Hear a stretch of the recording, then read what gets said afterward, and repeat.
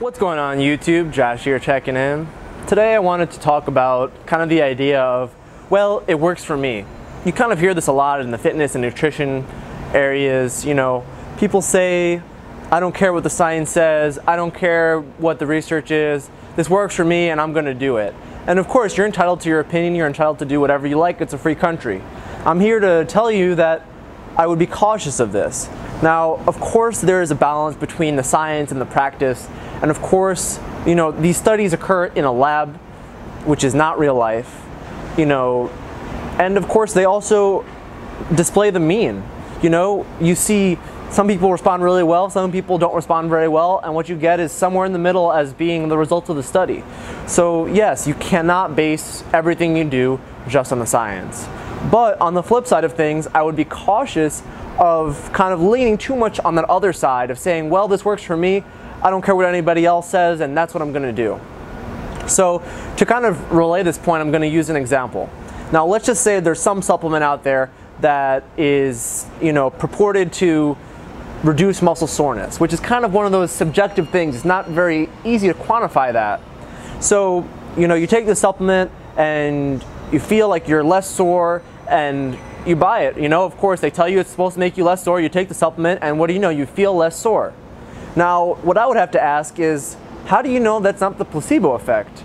You know, if you look at research on the placebo effect, meaning, you know, they give you some kind of fake treatment, whether it be a pill, a supplement, a treatment, whatever, and you have some kind of effect. If you look at the, you know, the studies that actually just studied the placebo effect, what you find is that anywhere from 20 to 50%, sometimes even more, of the people in the placebo arm of the study actually have some kind of legitimate effect.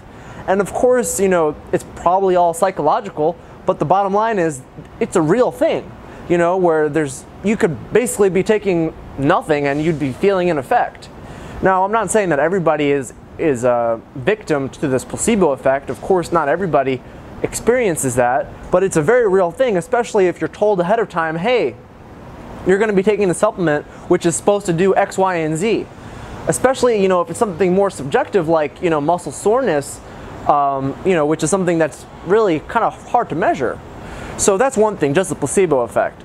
And now after that, one of the major errors, you know, of logic that basically people end up making when they're in this kind of situation where what they do in practice kind of goes against the science is basically called cherry picking.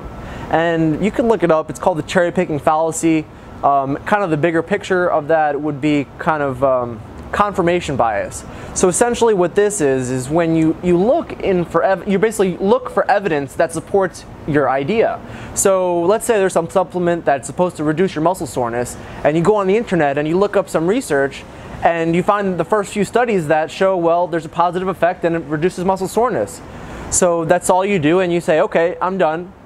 And there you go, it's proven. Of course this does what it's supposed to do. When in reality, perhaps, you know, maybe you didn't look that close, and maybe you didn't look at the studies, maybe there were flaws in the studies, maybe there were other studies that showed the opposite effect. You know, but when you're kind of already have this bias going in that this certain thing works a certain way, then you go and find research that supports your idea. So basically my point here is just be careful of saying, well, it works for me. I'm not going to deny that there's no evidence for that. Of course, you know, sometimes it does, and that's it.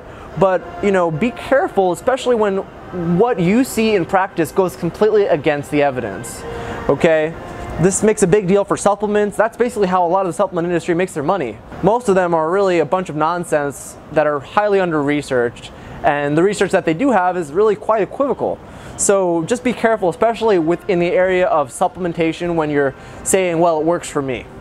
In the areas of training, I think it's a little bit more of a gray area and it's really not quite as clear, especially because there are a lot more variables that go into somebody's training. What is their background? What are all the other aspects of the training?